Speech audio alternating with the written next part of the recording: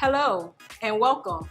I'm Janae Pearson, and this is Pinnacle Talk, where we go beyond our church walls to talk about activities, events, and issues impacting our community. Joining me today is our pastor, David Riggs. How you doing, Sister Janae? Glad to be here. Thank you for having us. Thank you for coming. Today we're going to be talking about, Pastor, the church and social injustice. Okay. But first, let's see what's the talk. Youth Roundup is Monday, June 29th at 5:30 to 7 at Clark's Park. Ages are 5 to 17. Bring your children out. You won't be disappointed. We will be, they will have biblical teaching and learning, and also refreshments will be served. This is hosted by Ron and Katora Lewis. They do an awesome job with our youth department. So please come out and bring your children and support that endeavor. Also, we want to recognize Ron and Katora not only as leaders in our church, but also as young business owners. Mm-hmm. Please check out RHW, Ron House Washing, and KMI, Katora Monet Inspiration, where Ron, he does pressure washing to your homes, your roof, your driveways, and Katora, she does hair. She has a service out there in Coleman. You can follow them on Facebook, check them out, make appointments. You will not be disappointed. All right, Pastor. All right. So, social injustice has become a major issue in our nation and African American community. What role does the church have to help reshape change? Well, historically, the church has played a pivotal role, especially the Black church, and caused the social change to happen here in the United States of America. With the ending of slavery, through the Jim Crow era, and seeing the Civil Rights Act and the Voting Rights Act passed in the 60s, all those endeavors were led by the church. And so here again, the church needs to be at the forefront leading this endeavor to deal with the social issues, that injustices and issues that we're having now within our nation that are flaring up. They've always been embedded within our community, but we see them flare up now, and there's a push now for change to happen. I believe the church needs to step up again and take its role and lead change to happen. And how you think we can make that happen? Well, as being followers of Jesus, and then living according to the tenets that he's established in his word, especially those found in Matthew, the 25th chapter, when he talks about dealing with the least of these, my brethren, dealing with food, drink, hospitality, clothing, nursing, and visitation. If we embody those tenets, and then we can be the leader to cause social change to happen effectively without creating chaos, without creating confusion, and so there can be a transition. And although there are going to be times of resistance, I still believe the church can be the forerunner to see that happen and take place. What does the Black Lives Matter movement mean to you as a father of African American young men? Well, the Lord has blessed me and my wife to have 4 sons, allowing me to be a grandfather of a couple of young men as well. And so just looking over the time that blacks have come to the United States in 1632 for the first blacks as slaves, we were always looked down. So just saying Black Lives Matter shows or puts forward that our lives have meaning, that we can contribute, that we're not less than any race. And when we say Black Lives Matter, we hear that phrase, it's not any condemnation against any other race, but it's saying that black men, black people as a whole, are important. They have a role to play within our society, and we're equal with everyone else. Right, and it's not that, like you said, we're not putting no other race aside or saying we better or we deserve better. But in this moment and in past histories have shown, we just want to be recognized and respected for who we are. Absolutely. I mean, when you look through and you look through the history of the African American, we can see great things that was done by black men or black women.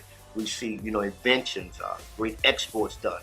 And so to declare that, we're saying that we are important, that we play a role, that we're equal under the sight of God, and that we should be looked on, not down at, but looked on as fellow peers with every other race and nationality throughout this world.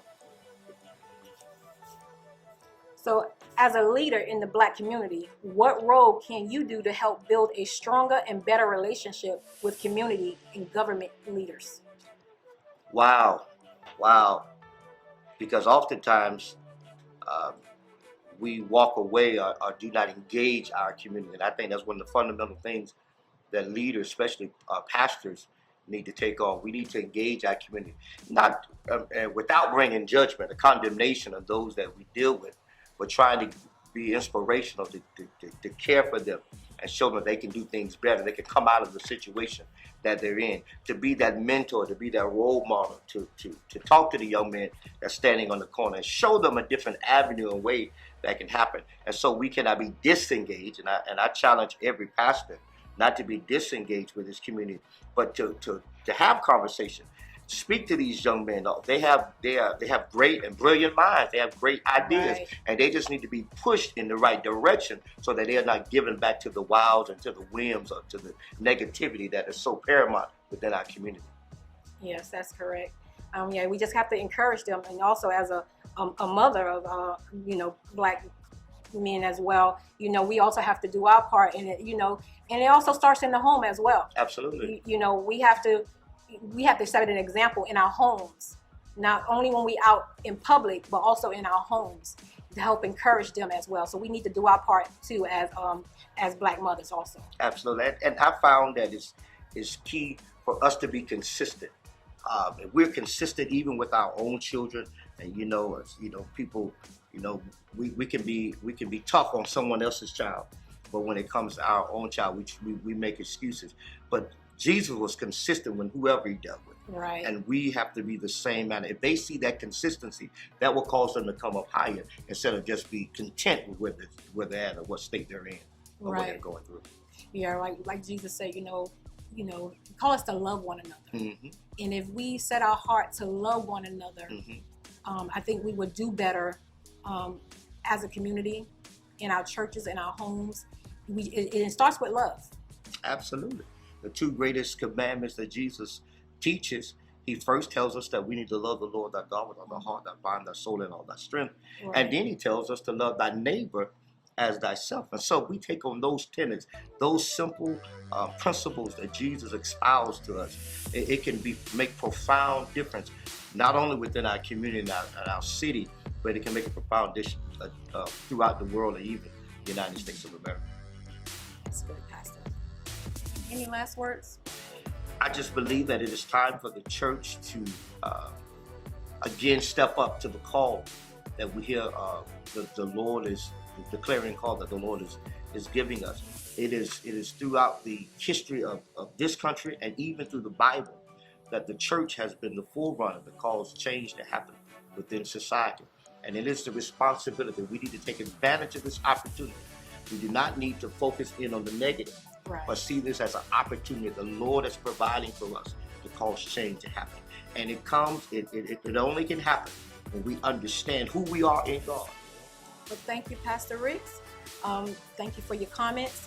And it's been wonderful to share what part the church has to play in everything that's going on.